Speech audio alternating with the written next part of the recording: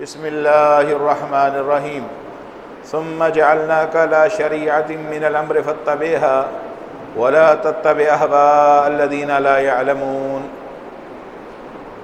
ہر قسم کی حمد و ثنا، کبریائی، بڑھائی اللہ وحدہ لا شریک کے لیے۔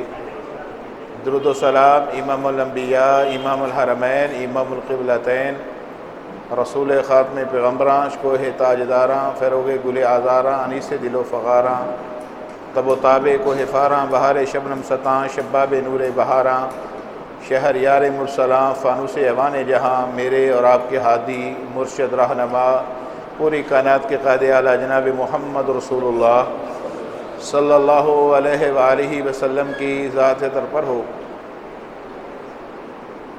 اللہ رب العزت نے اپنے پیغمبر کو مخاطب کر کے فرمایا کہ اے میرے پیغمبر، ہم نے آپ کے لیے شریعت کی ایک راہ متعین کی ہے۔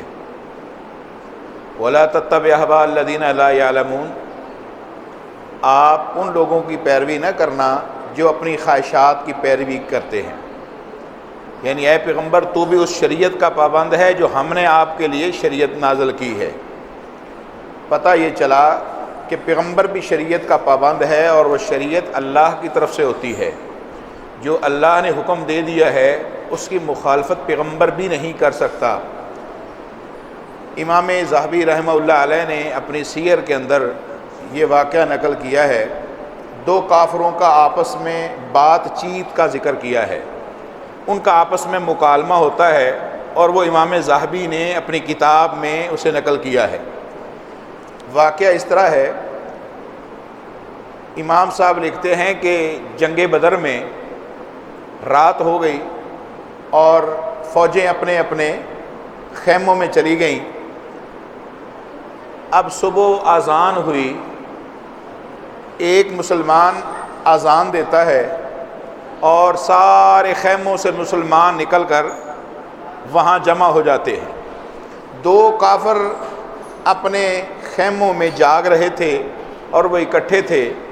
ایک کافر اس دوسرے سے سوال کرتا ہے، ما یریدون، یہ کیا کر رہے ہیں، یہ کیسا عمل ہے، یہ کیا حرکت ہے کہ ایک شخص آواز لگاتا ہے اور یہ سارے سوئے ہوئے تھے، سارا دن کے تھکے ہوئے تھے لڑائی کے، اور یہ اٹھ کے ایک ہی جگہ پر جمع ہو گئے ہیں، ما یریدون، یہ کیا کر رہے ہیں۔ اس نے آگے سے جواب دیا کہ یہ ان کی عبادت کا وقت ہے، ان کو بلایا گیا ہے، اور وہ ایک ہی آواز پر، ایک ہی اشارے میں، ایک ہی کوشن پر وہ سوئے ہوئے تھے، تھکے ہوئے، زخمی تھے، مگر سارے جمع ہو گئے ہیں۔ اور ان کی حالت یہ ہے، کافر کو بتا رہا ہے، ان کی حالت یہ ہے، لو نہاہم عن الطعام والشراب، اگر ان کا پیغمبر ان کو کھانے پینے سے منع کر دے تو یہ اپنی جان تو دے سکتے ہیں، دے دیں گے، مگر کھانے پینے کی اجازت طلب نہیں کریں گے۔ اللہ اکبر۔ یہ ایک کافر کو مسلمانوں کے بارے میں بتا رہا ہے کہ ان کا رسول، ان کا پیغمبر ان کو منع کر دے، پھر یہ کسی کی نہیں سنتے۔ یہ ایسے متبع ہیں، ایسے تابعدار ہیں، ایسے مطیع ہیں اپنے پیغمبر کے، ایسے ماننے والے ہیں اپنے پیغمبر کی بات کو۔ لو نہاہم عن الطعام والشراب، اگر ان کا پیغمبر کھانے پینے سے بھی منع کر دے تو یہ بھوکے مر جانا پسند کرتے ہیں، اپنے نبی سے اجازت طلب کر کے آپ کے حکم کی مخالفت نہیں سوچ سکتے۔ یہ ایک کافر کی تصدیق ہے مسلمانوں کے ایمان پر۔ اللہ اکبر۔ حدیث شریف میں آتا ہے بہت سارے ایسے واقعات۔ رسول اللہ صلی اللہ علیہ وسلم حج کے لیے نکلے، آپ نے اعلان کر دیا کہ لوگوں میں حج پر جا رہا ہوں، جو میرے ساتھ حج کرنا چاہتے ہیں تیار ہو جائے۔ آپ تصور کریں کتنے لوگ جمع ہو گئے ہوں گے، حتیٰ کہ ایک عورت آ گئی، ام سنان انصاری صحابیہ ہے، بڑی نیک صالح متقی عورت، کہنے لگی یا رسول اللہ میں بھی ساتھ جانا چاہتی ہوں، مگر میرے پاس جانے کے لیے سواری نہیں، لمبا سفر ہے، میرا شوہر آلریڈی آپ کے ساتھ جا رہا ہے، میرا جانا مشکل ہے، میں اس لیے جا نہیں سکتی۔ ایک سواری گھر کے لیے ہے جو گھر کے کام کاج کے لیے، پانی آٹا وغیرہ لانے کے لیے ہے۔ آپ نے فرمایا اے ام سنان، اذا جاء رمضان فاعتمری فإن عمرة تعدل حجة كان معي، ہاں تو آج میرے ساتھ اگر نہیں جا سکتی تو کوئی بات نہیں، جب رمضان شریف آئے رمضان میں عمرہ کر لینا، تیرا رمضان کا عمرہ ایسے ہے جیسے تو نے میں محمد کے ساتھ مل کے حج ادا کر لیا۔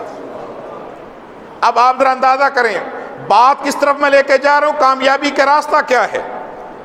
ہر آدمی ڈیلی اٹھتا ہے چاہتا ہے میں کامیاب ہو جاؤں، کوئی دولت کے حصول میں سمجھتا ہے کامیابی ہے، کوئی شہرت کے حصول میں سمجھتا ہے کہ کامیابی ہے، کوئی اپنے کوٹھی بنگلے بنانے میں سمجھتا ہے، کوئی اچھی جاب اور بڑے عہدے لینے میں کامیابی سمجھتا ہے۔ مسلمانوں کامیابی یہ ہے کہ مسلمان اپنے نبی کی بات کا ماننے والا بن جائے، اس کی جان جاتی ہے تو چلا جائے، اس کی سب سے بڑی یہ کامیابی ہے کہ وہ اپنے نبی کا متبع ہو جائے، نبی کا تابع دار ہو جائے۔ ما کان لمؤمن ولا مؤمنۃ اذا قضى اللہ ورسولہ، جب کسی مومن کے لیے لائق نہیں ہے کہ جب اللہ اور اس کے رسول کوئی فیصلہ کر دے اس کے بعد اپنی مرضی ہے، اپنی رائے ہے، اپنی تعویل ہے، اس کے اندر پھر وہ تعویل نہیں کرتا۔ یہی اس کی عشق ہے، یہی اس کی محبت ہے، یہی اس کی پیغمبر کے ساتھ محبت ہے، اور اپنی محبت کا اظہار اپنے عمل کے ساتھ وہ کرے گا۔ حدیث شریف میں آتا ہے کہ رسول اللہ صلی اللہ علیہ وسلم حج کے لیے نکلے، اب آپ کے ساتھ بے شمار لوگ، چلتے چلتے قافلہ ایک جگہ پر رک گیا، ازدحام ہو گیا، رش اکٹھا ہو گیا۔ نبی علیہ السلام نے پوچھا صحابہ سے کہ اب پتہ کرو بھائی کیا بات ہے، لوگ کیوں رک گئے؟ لوگ گئے، انہوں نے پتہ کیا، آ کر کہا اللہ کے رسول آگے ایک شخص ہے جو حج پر جا رہا تھا ہمارے ہی قافلے میں، پاؤں سے ننگا ہے، پاؤں سے ننگا ہے، سر تو ویسے ہی ننگا احرام تھا، پیروں سے ننگا، اس نے یہ منت مانی تھی میں حج پر گیا تو جوتا نہیں پہنوں گا، سفر میں سایہ نہیں لوں گا، نہ کھاؤں گا نہ پیوں گا نہ سوار ہوں گا، اسی طرح چلتا چلتا اللہ کے گھر کا حج کروں گا۔ اب وہ کمزوری سے بے ہوش ہو کر گر گیا ہے۔ فرمایا اپنے دوست کا خیال کرو، جب ہوش میں آ جائے اسے میرا پیغام دینا کہ تیرے اس عمل سے محمد رسول اللہ بری ذمہ ہے۔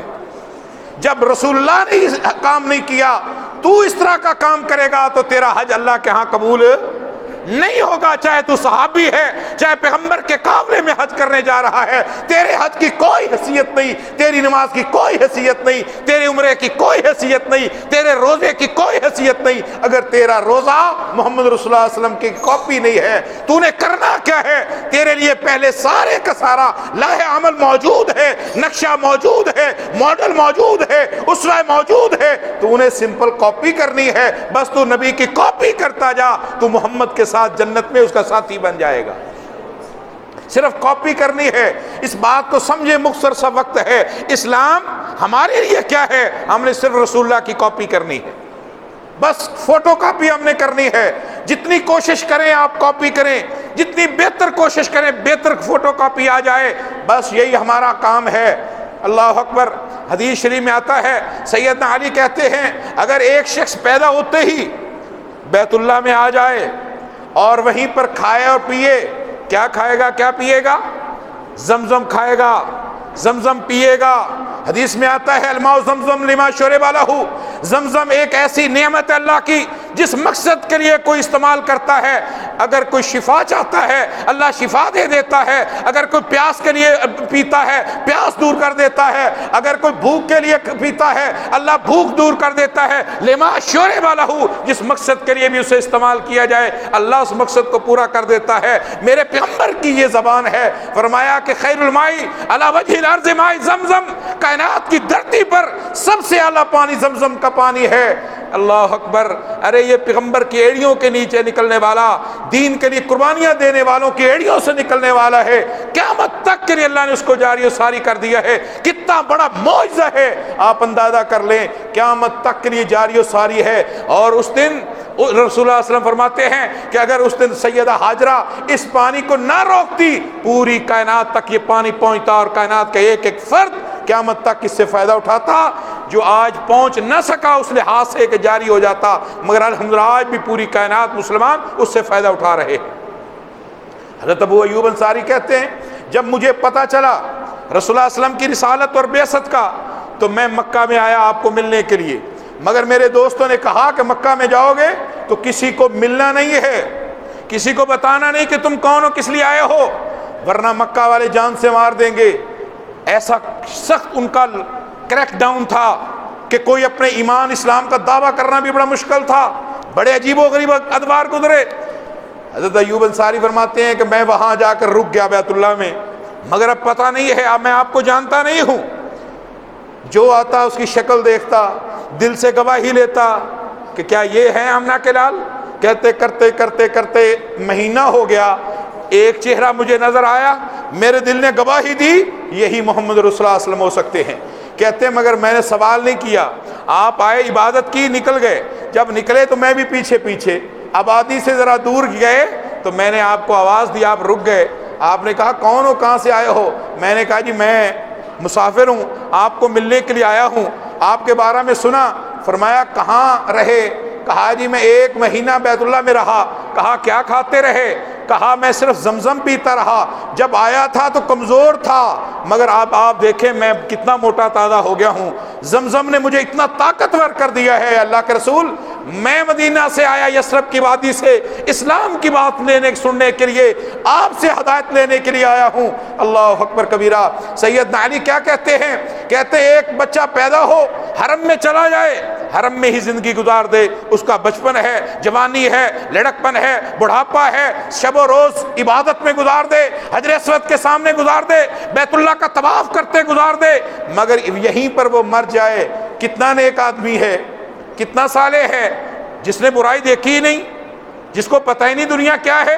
زمزم پیا ہے، ہمیشہ زمزم پیا، حجر اسود کے سامنے عبادت کی، اس کے بوسے کیے ہیں. میرے پیغمبر نے کہا جس نے حجر اسود کا ایک دفعہ ایمان کی حالت میں بوسہ لے لیا، اللہ اس کے اگلے پچھلے سارے گناہ معاف فرما دیتا ہے. اور جس حجر اسود کو میرے رسول نے خود بوسے دیے ہوں، مگر اس کو عمر عقیدے کی بات جب آتی ہے تو میرا عقیدہ اس کو پورے جلال میں ظاہر کرتا ہے. انک حجر لا تضر ولا تنفع. اگر میرے رسول نے تمہیں نہ چوما ہوتا تو عمر تمہیں دیکھنا بھی گوارا نہ کرتا. تو ایک پتھر ہے، نہ نفع کا مالک ہے نہ نقصان کا مالک ہے. پتھروں میں کوئی نفع نقصان نہیں ہے، کوئی ذات اللہ کے علاوہ نہ نفع کی مالک ہے نہ نقصان کی مالک ہے. توحید کی سب سے بڑی یہی دلیل ہے، ما لا یبصر ولا یغنی، ما لا یبصر ولا یغنی عنک شیئا.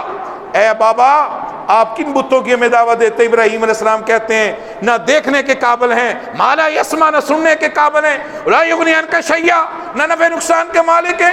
خواہ مخواہ کوئی داتا ہے، کوئی دستگیر ہے، کوئی مشکل کشا ہے، کوئی حاجت روا ہے، کوئی بگڑی بنانے والا ہے، نہیں، کوئی نہیں ہے. ہر نبی جب مشکل میں آیا اس نے اپنی مشکل اللہ کے سامنے رکھی. رب انی لما انزلت الی من خیر فقیر. یہ موسیٰ ہے، اللہ کا وہ لاڈلا پیغمبر ہے جو سب سے پہلے جس کو رسالت ملی، جس کو سب سے پہلے تورات ملی ہے. یہ پہلا پیغمبر ہے جس کو سب سے پہلے آسمان سے کتاب ملی، جو پہلا رسول ہے. باقی رسول ان کے بعد آتے ہیں. آپ اندازہ کریں یہ کیسا اللہ کا لاڈلا رسول ہے کہ وہاں مدین کے کنویں پر جا کر بیٹھا ہے اور وہاں جا کر کہتا ہے رب انی لما انزلت، یا اللہ جہاں تو نے مجھے بھیج دیا ہے میں فقیر ہو کے، تنگ دست ہو کے، لاچار ہو کے یہاں آ کے بیٹھا ہوں.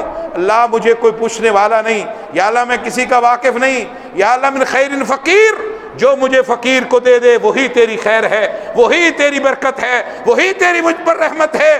میں فقیر ہوں، تو غنی ہے، یا اللہ تو داتا ہے، تو دستگیر و مشکل کشا ہے. یہ موسیٰ علیہ السلام نے ثابت کر دیا کہ مشکل میں بھی نبی کس کو مشکل کشا مانتے ہیں؟ اللہ کو. اب حضرت علی علیہ السلام کیا کہتے ہیں؟ حضرت علی کہتے ہیں کہ یہ شخص جس نے ساری زندگی بیت اللہ میں گزار دی، بڑھاپا ہے، جوانی ہے، سارا کچھ گزار دیا، اب یہاں پر وہ مر جائے جنت الفردوس میں جائے گا. سیدنا علی کہتے ہیں کہ یہ بندہ جہنم کی گہری وادیوں میں جائے گا، کیونکہ یہ میرے رسول کا طریقہ نہیں ہے. میرے رسول نے دعوت بھی دی ہے، جہاد بھی کیا ہے، تبلیغ بھی کی ہے، تجارت بھی کی ہے، شادیاں بھی کی ہیں، یتیموں کا سہارا بھی بنے ہیں. میرے پیغمبر کی سیرت کیا ہے؟ یہ پیغمبر کی سیرت سے ہٹ کر یہاں ساری زندگی بیت اللہ میں گزار دیتا ہے. جب مرے گا تو یہ ماتا مال احوا، یہ گمراہوں کے ساتھ جہنم کی وادی میں جائے گا. یہ حضرت علی رضی اللہ تعالی عنہ کا فتویٰ ہے.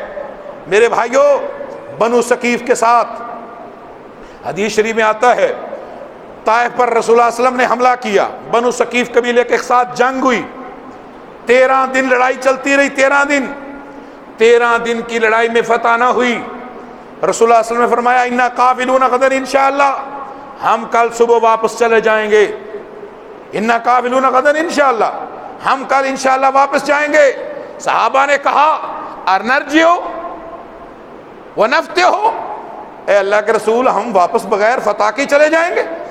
اس بات کو ذرا غور سے سننا، ہم بغیر لڑائی کے، بغیر فتح کے واپس چلے جائیں گے؟ اس کا کیا فائدہ؟ ہم لڑیں گے، صحابہ نے کہا ہم لڑیں گے، ہم جہاد کریں گے، ہم اسلام کے جھنڈے گاڑیں گے۔ نیت کتنی خالص ہے۔ رسول اللہ کہتے ہیں واپس چلے جائیں گے، وہ کہتے ہیں نہیں ہم یہاں لڑ کے فتح کے جھنڈے گاڑیں گے۔ رسول اللہ صلی اللہ علیہ وسلم خاموش ہو گئے کہ صحابہ نے میری بات کو نہیں مانا۔ صبح لڑائی ہوئی، حدیث میں آتا ہے 13 دنوں میں اتنا نقصان نہیں ہوا جتنا 14ویں دن صحابہ کی نقصان ہو گیا۔ انشاءاللہ نہیں کہا، انشاءاللہ نہیں کہا، رسول اللہ کی مرضی شامل ہے نہیں ہے، آپ کی خواہش کیا ہے؟ واپس چلتے ہیں۔ 13 دن لڑے ہیں، نبی کا اشارہ بھی وہی ہے، نبی کا اشارہ بھی وہی ہے۔ وما ينطق عن الهوى ان هو الا وحی یوحى، نبی کا ایک ایک اشارہ، نبی کے زبان ہونٹ نطق نہیں کرتے جب تک اللہ کا حکم نہ ہو۔ تو اللہ کے حکم سے آپ آئے، جہاد کر رہے تھے، اللہ کا حکم ہوا واپس چلے۔ صحابہ کی مرضی کتنی خالص ہے، مگر فائدہ کیا ہوا؟ اتنے صحابہ زخمی ہوئے، اتنے زخم پہنچے، اتنا نقصان ہوا صحابہ کا کہ شام کو واپس جب خیموں میں آئے تو کہنے لگا اللہ کے رسول صبح ہم واپس چلتے ہیں۔ حدیث میں آتا ہے فَآجَبَهُمْ آصَابَهُمْ، اتنے ان کو زخم پہنچے، اللہ کے رسول اس پر حیران ہو کر فضاحک نبی صلی اللہ علیہ وسلم، آپ مسکرا پڑے ہلکا سے، کہنے لگے جب میں نے کہا تھا واپس چلتے ہیں تب کیوں نہیں مانے؟ اب صحابہ کو چوٹ لگی تو رسول اللہ صلی اللہ علیہ وسلم کا حکم سمجھ آیا۔ اللہ صحابہ کو بھی نقص سزا دیتا ہے جہاں رسول کی وائلیشن ہو، یہ بات ذہن میں رکھیں، یہ اللہ کی سنت ہے۔ لا تبدیل لسنت اللہ، اللہ کے طریقے کو کوئی تبدیل نہیں کر سکتا۔ احد کے اندر فتح ہو چکی ہے، فتح ہو گئی، مال غنیمت سمیٹا جا رہا ہے۔ صحابہ کے ذہن میں کیا خیال آیا کہ دیکھو وہ نیچے والے مال غنیمت جمع کر رہے ہیں، ہم اوپر بیٹھے ہیں، کام ختم ہو گیا، کافر بھاگ گئے، اور چلتے ہیں۔ بعض زیادہ نیک صالح جو لوگ تھے نبی کا متبع، انہوں نے کہا نہیں نہیں، رسول اللہ نے کہا تھا جو بھی ہو یہاں سے نہیں ہلنا، جو بھی ہو یہاں سے نہیں ہلنا۔ وہ جی اس میں کیا منطق ہے، وہ جی اس میں کیا ریزن ہے؟ یہ ہم جو ریزنز کے پیچھے پڑ گئے نا، منطق کے پیچھے، یہ برباد کرتی ہے۔ نبی سادہ سی بات ہے، ہم نے نبی کی کاپی کرنی ہے۔ وما آتاکم الرسول، جو رسول نے کہہ دیا ہم نے مان لیا، جس سے روک دیا رک گئے، جو کرنے کا کہا ہم نے کر لیا، اتنی سی بات ہے۔ ہمیں کوئی تعویل کی، ہمیں کوئی ریزن کی، ہمیں کوئی وجہ اور منطق کی ضرورت نہیں ہے۔ یہی عشق ہے، یہی محبت رسول ہے۔ صحابہ نے روکا نہیں، رسول نے روکا تھا، کہا نہیں وہ اس لیے کہ یہاں لڑائی کا خطرہ تھا تب، اب لڑائی ختم ہو گئی، 40 صحابہ چلے گئے، صرف 10 رہ گئے۔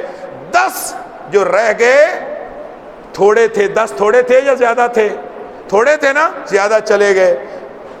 مواحدو خوش ہو جاؤ، تم بھی تھوڑے ہو، ان باتوں سے نہ گھبرایا کرو۔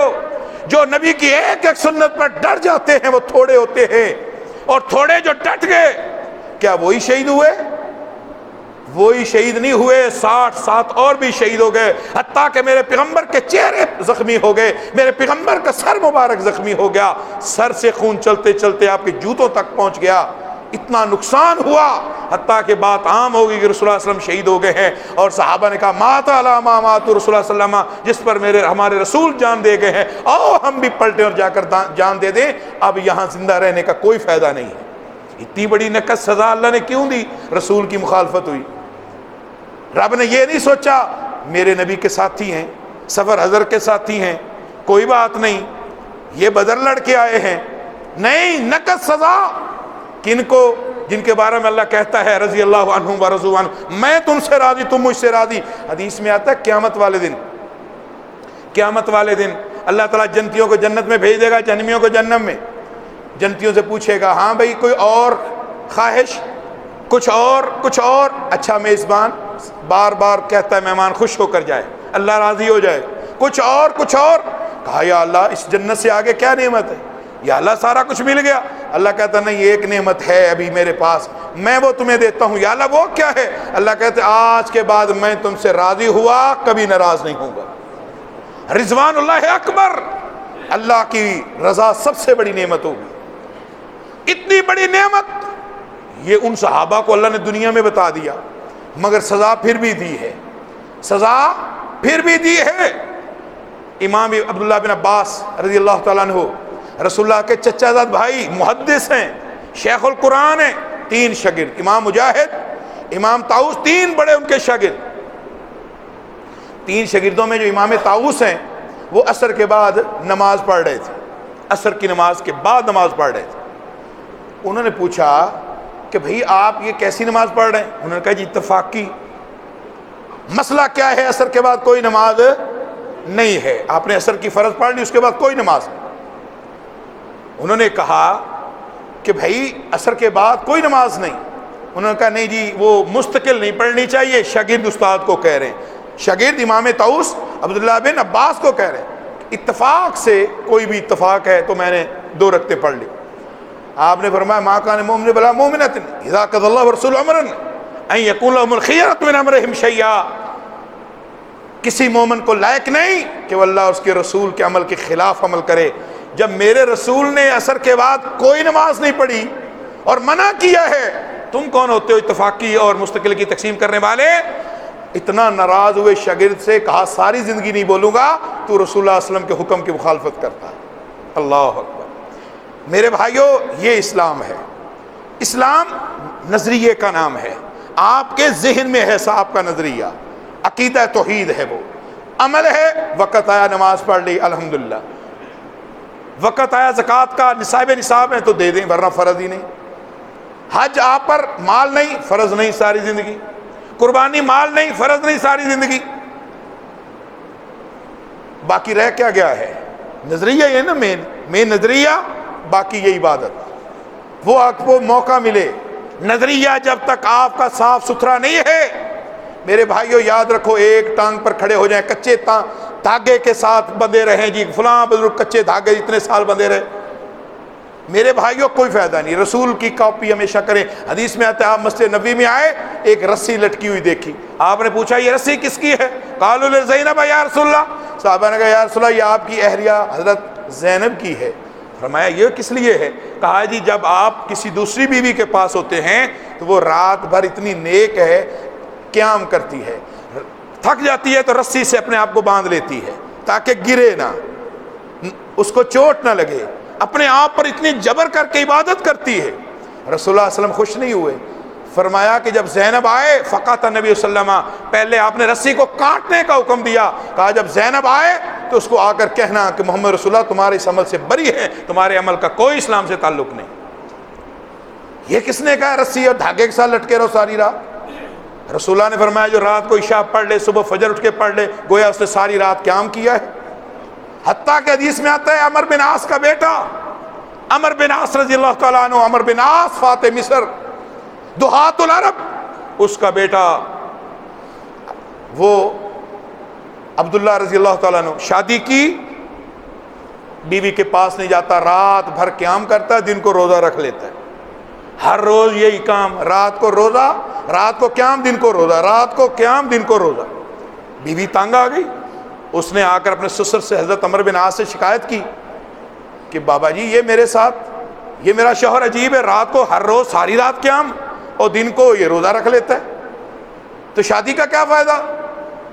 انہوں نے جا کر رسول اللہ صلی اللہ علیہ وسلم سے شکایت کی، یا رسول اللہ عبداللہ کی یہ حرکت ہے۔ آپ نے اس کو بلایا، آپ نے کہا کہ ہاں بھائی یہ کیا بات ہے؟ کہنے لگا یا رسول اللہ یہ میں اس لیے کرتا ہوں کہ میں خیر جمع کر رہا ہوں، جوانی ہے، صحت ہے، وقت ہے، فراغت ہے، میں خیر جمع کر لوں۔ آپ نے یہ نہیں کہا کیا بات ہے، شاباش، کیسے اچھے میرے شاگرد پیدا ہوئے ہیں۔ آپ نے فرمایا یاد رکھو تمہارے رات بھر کا قیام اور ہر روز کے روزے سب برباد گئے، تم مہینے میں صرف 3 اگر روزے رکھ لو، ایام 20 کے، 13، 14، 15 کے، گویا کہ تم نے پورا سال روزے رکھ لیے۔ تیرا تعلق رسول کی کاپی نہیں کرتا، تو فارغ، اور قیامت والے دن فیصلہ ہوگا اس بات پر، حدیث میں آتا ہے اس بات پر فیصلہ ہوگا. ایک گروہ آ رہا ہے، ہاتھ پاؤں چمک رہے ہیں، باوضو لوگ، وضو کرنے والے متقی آ رہے ہیں، حدیث میں آتا ہے گروہ آ رہا ہے پورا. آپ فرماتے عارفہم و یعرفونی، میں ان کو دیکھ کر پہچان لوں گا، وہ مجھے دیکھ کر پہچان لیں گے کہ یہ ہمارے رسول کھڑے ہیں. اس دوران فرشتے آگے آئیں گے، رکاوٹیں ڈال دیں گے، پیچھے ہٹو پیچھے ہٹو، دھکیلیں گے. رسول اللہ فرماتے ہیں میں کہوں گا کہ بھائی یہ تو میرے امتی ہیں، میں نے پہچان لیا، دیکھو ہاتھ چہرے چمک رہے ہیں. وہ کہیں گے اللہ کے رسول انکا لا تدری ما احدث بعدک، آپ کو یہ نہیں پتا آپ کے مرنے کے بعد انہوں نے کیا کرتوتیں کی ہیں، آپ کو یہ نہیں پتا آپ کے مرنے کے بعد کیا انہوں نے حرکتیں کی ہیں. یہ بدعتی تھے، وضو تو کرتے تھے، نماز ان کی آپ کے خلاف، روزہ آپ کے خلاف، ان کی زکوٰۃ کا طریقہ آپ کے خلاف، ان کا رکوع قیام سجود آپ کے خلاف، یہ بدعتی ہیں. حدیث میں آتا ہے آپ فرماتے سوکن سوکن لمن غیر آبادی، لے جاؤ مجھ سے ان کو دور کرو بدبختوں کو، میرا ان سے کیا تعلق ہے. فرشتے اوندے منہ جہنم کی آگ میں ڈال دیں گے کہ انہوں نے رسول کی کاپی نہیں کی تھی. میرے بھائیوں رسول کی کاپی نہ کرنا، رسول کی کاپی کی وجہ سے کل قیامت والے دن فیصلے ہوں گے. اللہ سے دعا کریں اللہ عمل کی توفیق عطا فرمائے. وآخر دعوانا الحمدللہ رب العالمین.